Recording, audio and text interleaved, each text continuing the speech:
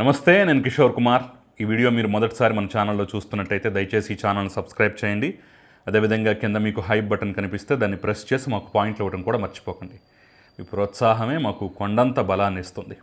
ఈ వీడియోలో మరీ ఎక్కువ సీరియస్గా కాకపోయినా సరే కొంత హాస్యం మిళితమైనటువంటి, ఖచ్చితంగా మాట్లాడుకోవాల్సినటువంటి, ఖచ్చితంగా చర్చించుకోవాల్సినటువంటి అంశం మీద విశ్లేషణ చేసే ప్రయత్నం అయితే చేయబోతున్నాను.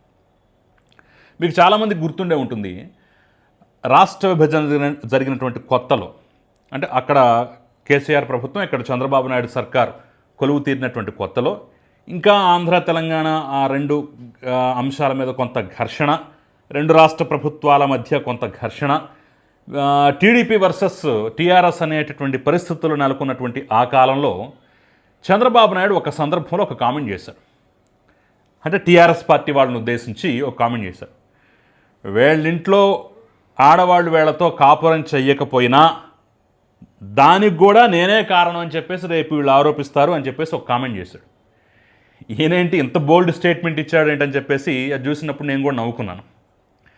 కట్ చేస్తే 12 సంవత్సరాలు గడిచిపోయిన తర్వాత ఇప్పటికి కూడా ఆ కామెంట్కు ఉన్నటువంటి విలువేంటి, ఆ కామెంట్ ఎలా అప్లై అవుతోంది, ఆ కోణంలో ఎలా చూడాలి అనేది అయితే నాకు తాజా అంశాలతో కూడా ముడిపెట్టి చూస్తే నిజమే కదా అనేటటువంటి ఫీలింగ్ అయితే కలుగుతుంది.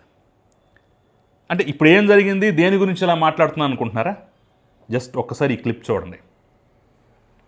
వైసీపీ ఫేస్బుక్, అధికారిక ఫేస్బుక్ పేజ్ని మెటా సంస్థ బ్లాక్ చేసింది. ఇండియాలో అదైతే కనిపిస్తుంది.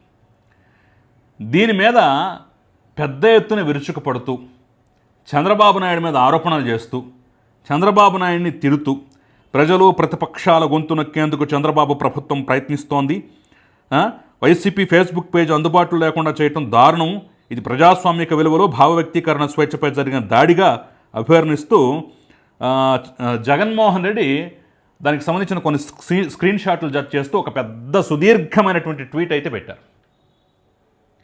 ఇది చూసిన తర్వాత నాకు నవ్వాలో ఏడవాలో కూడా అర్థం కాలేదు.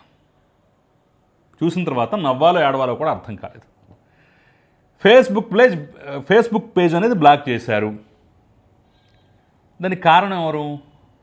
అంటే చంద్రబాబు నాయుడు దగ్గర నుండి బ్లాక్ చేయించాడా? చంద్రబాబు నాయుడు తన ఇంట్లో కంప్యూటర్లో కూర్చొని బ్లాక్ చేశాడా? లేదంటే ఆంధ్రప్రదేశ్ రాష్ట్ర ప్రభుత్వం బ్లాక్ చేయించిందా? ఎట్లా మాట్లాడతారు? ఫేస్బుక్ పేజ్ను బ్లాక్ చేసింది ఆ ఫేస్బుక్ మాతృ సంస్థ అయినటువంటి మెటా. ఎందుకు బ్లాక్ చేశారంటే దానికి రకరకాల కారణాలు వినిపిస్తున్నాయి. భారతదేశంలో ఉన్నటువంటి ఐటీ చట్ట నిబంధనలన్నీ వ్యతిరేకించారని, కేంద్ర ప్రభుత్వం నుంచి వచ్చినటువంటి ఫిర్యాదు ఆధారంగానే దీన్ని బ్లాక్ చేసినట్టుగా, ఇక్కడ భారతదేశంలో ఉన్నటువంటి ఐటీ చట్ట నిబంధనలని వాళ్ళు పూర్తిగా విస్మరించడం వల్ల, వాటిని పాటించకపోవడం వల్ల బ్లాక్ అయిపోయినట్టుగా అయితే చాలా క్లియర్గా ఆయన ఇచ్చినటువంటి స్క్రీన్ షాట్లోనే కనపడుతుంది. చేస్తే ఎవరు చేస్తారు బ్లాక్? మెటా సంస్థ చేస్తుంది. మెటా ఏమన్నా అమరావతిలో ఉందా? మెటా సీఈఓ ఏమన్నా చంద్రబాబు మంత్రివర్గంలో వ్యక్తా? ఏ రకంగా మాట్లాడుతున్నారు? ఆ చేయించగలిగేటటువంటి అధికారం కూడా చంద్రబాబుకు లేదు కదా. ఆయన ఒక రాష్ట్రానికి ముఖ్యమంత్రి. ఎవరు చేయాలి? భారత ప్రభుత్వం రికమెండ్ చేయాలి. భారత ప్రభుత్వం రికమెండ్ చేస్తే అప్పుడు ఫేస్బుక్ దాన్ని బ్లాక్ చేస్తుంది. లేదా భారత చట్టాలకు అనుగుణంగా లేదు అని చెప్పి స్వతంత్రంగా తాను భావిస్తే ఆ రకంగా కూడా బ్లాక్ చేసే అవకాశం ఉంటుంది. ఇక్కడ భారత ప్రభుత్వం నుంచి క్లియర్గా ఐటీ నిబంధనలు ఉల్లంఘించినట్టుగా, ఇక్కడ చట్ట నిబంధనలు ఉల్లంఘించినట్టుగా, వ్యతిరేకించినట్టుగా అయితే చాలా క్లియర్గా, స్పష్టంగా, ఇప్పుడు అందుట్లో ఉన్నటువంటి అంశం కూడా నేను ఒకసారి మీకు ఏం అందుట్లో రాసిందనేది కూడా నేను క్లియర్గా ఒకసారి వినిపించేటటువంటి ప్రయత్నం చేస్తాను. ఆ స్క్రీన్ షాట్లో భారత ప్రభుత్వం నుంచి వచ్చినటువంటి చట్టపరమైన ఫిర్యాదులు, నిబంధనల ఉల్లంఘన వల్లే ఈ పేజీని నిలిపివేశాం అని చెప్పి చాలా స్పష్టంగా రాసింది. మరి ఇంత స్పష్టంగా రాసుంటే అంత పెద్ద ట్వీట్ పెట్టి చంద్రబాబు ప్రభుత్వాన్ని విమర్శించడం, ఏదో గొంతు నొక్కేస్తున్నారు, అది నొక్కేస్తున్నారు. ఎవరు నొక్కేస్తున్నారు? చంద్రబాబుకి ఏం అధికారం ఉంది? ఫేస్బుక్తో ఆయనకేం సంబంధం? ఆయన అట్లా ఇది చేయగలుగుతాడు? ఆయన మన కేంద్ర మంత్రి పోని, ప్రధానమంత్రి పోని ఆయన ఎంపీలు ఏమన్నా ఐటీ మినిస్టర్లుగా ఉన్నట్టు అది కూడా లేదు కదా. ఎట్లా సాధ్యం ఇది? పైగా మీ ఫేస్బుక్ పేజ్ ఏమో సామాన్యమైనది కాదు. ఒక ప్రధాన పార్టీ ఫేస్బుక్ పేజు, 1-2 మిలియన్ల మంది ఫాలోవర్స్ కూడా ఉన్నటువంటి పేజు. మరి అంతటి పేజ్ని ఏమాత్రం ఆలోచించకుండా చట్ట నిబంధనలు ఉల్లంఘించారని చెప్పేసి మెటా బ్లాక్ చేసిందంటే అందుట్లో మీరు ఎన్ని ఉల్లంఘించారు, మీ ఉల్లంఘనలు ఏంటి, ఏం జరిగింది, కథ ఏంటి, కమామిష ఏంటి అనేది సాధారణంగా అంత పెద్ద ఎత్తున ఫాలోవర్స్ ఉన్నటువంటి దాన్ని ఒక రాజకీయ పార్టీకి సంబంధించిన ప్లేజ్ని అంత సాధారణంగా బ్లాక్ చేయలేరు. ఊరికే చేసేటటువంటి అవకాశం కూడా ఉండదు. దానికి కూడా వాళ్ళకి 1,00,000 రూల్స్ ఉంటాయి, 1,00,000 తలనొప్పులు ఉంటాయి. అయినా సరే బ్లాక్ చేశారంటే మీరు ఏం చేశారు, అందుట్లో ఏం రాశారు, ఏం పోస్ట్ చేశారు, ఇది చూడకుండా బాబే చేపించాడు. ఏదో నేను అంతకుముందు చెప్పినట్టుగా వాళ్ళ ఇంట్లో ఆడవాళ్ళు కాపురం చేయకపోయినా సరే నన్నే కారణం అని చెప్పేసి వీళ్ళు తిడుతూ ఉంటారని చెప్పేసి ఆ రోజుల్లో చంద్రబాబు కామెంట్ చేశాడు కదా, ఇది కూడా ఇంచుమించు దానికి అలాగే ఉంది. ఇది కూడా అంటే చాలా క్లియర్గా అర్థమైపోతుంది ఎంత డొల్లతనం ఉందో, ఎంత పిరికితనం ఉందో చాలా క్లియర్గా అర్థమైపోతుంది. దీని మీద 2 వెర్షన్లు కూడా వినిపిస్తున్నాయి. ఏదో అశ్లీల కంటెంట్ ఏదో వేశారని చెప్పేసి అంటున్నారు. అది ఎంతవరకు వాస్తవం తెలియదు. తెలుగుదేశం వాళ్ళు ప్రచారం చేస్తున్నారు, వాస్తవం కాదని మనకు తెలియదు. కానీ చట్ట నిబంధనలు ఉల్లంఘించారు కాబట్టి చేశారని చెప్పేసి కూడా స్క్రీన్ షాట్లో చాలా క్లియర్గా ఉంది. అంటే రాయగూడను రాశారని చెప్పేసి, ఫేక్ వార్తలు ప్రచారం చేశారని చెప్పేసి కూడా అనేక ఆరోపణలు ఉన్నాయి. సరే, కాసేపు ఎందుకు బ్లాక్ చేశారనే అంశం పక్కన పెడితే నువ్వు ప్రశ్నించాల్సింది ఎవరిని? కేంద్ర ప్రభుత్వాన్ని ప్రశ్నించాలి, మోదీని ప్రశ్నించాలి. ప్రతిపక్షాల గొంతు మీరు నొక్కుతున్నారు అని చెప్పేసి ఆయన్ని కదా మీరు ప్రశ్నించాలి. చంద్రబాబుని ఎట్లా ప్రశ్నిస్తారు? చంద్రబాబుకి ఏం సంబంధం?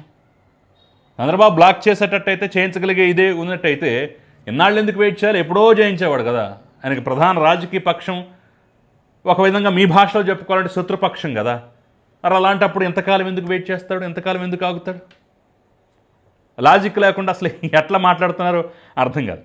అంటే నరేంద్ర మోదీని, కేంద్ర ప్రభుత్వాన్ని విమర్శించటానికి మనకి శక్తి చాలదు, మనం చిన్న కామెంట్ కూడా చేయలేము, మనం చేయాలంటే వణికిపోతాము అనేటటువంటి అంశం అయితే చాలా క్లియర్గా అర్థమైపోతుంది.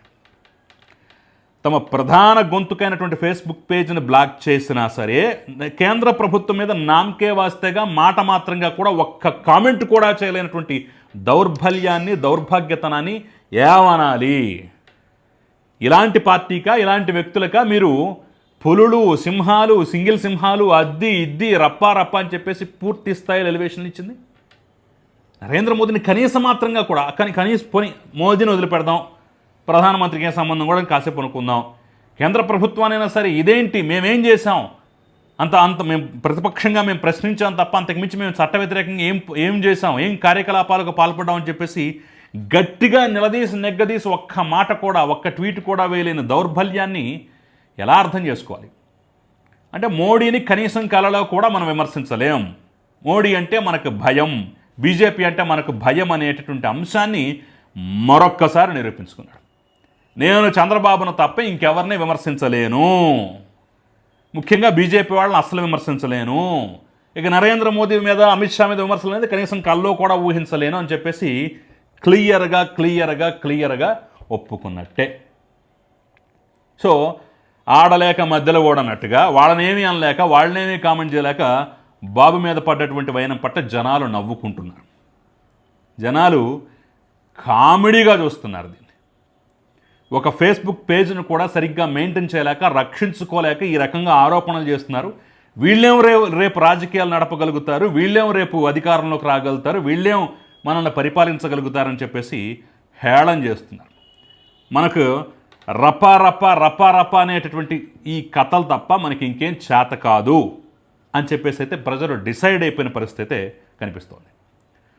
సో ఆడలేక మధ్యలో ఓడనట్టుగా కేంద్ర ప్రభుత్వాన్ని, బీజేపీని విమర్శించలేక, మెటా సంస్థను విమర్శించలేక, తమ పేజీ ఎందుకు బ్లాక్ అయిపోయిందో కారణాలు వెతుక్కోలేక సతమతమవుతూ కేవలం బాబు దొరికాడు, ఒక ఆరోపణ చేద్దాం, ఒక బురద జల్లేద్దాం అనేటటువంటి ఈ జగన్మోహన్ రెడ్డి తీరు పట్ల, వాళ్ళ పార్టీ తీరు పట్ల మీరేమంటారు? మీ అభిప్రాయం ఏంటి? నిజంగా వీళ్ళు ఇక్కడ ఈ అంశంలో కామెడీ అయిపోయారా లేదా అనేది అయితే నాకు కామెంట్ రూపంలో తెలియజేసే ప్రయత్నం చేయండి. ఈ కంటెంట్ మీకు నచ్చినట్టయితే లైక్ చేయండి, షేర్ చేయండి. Thank you very much.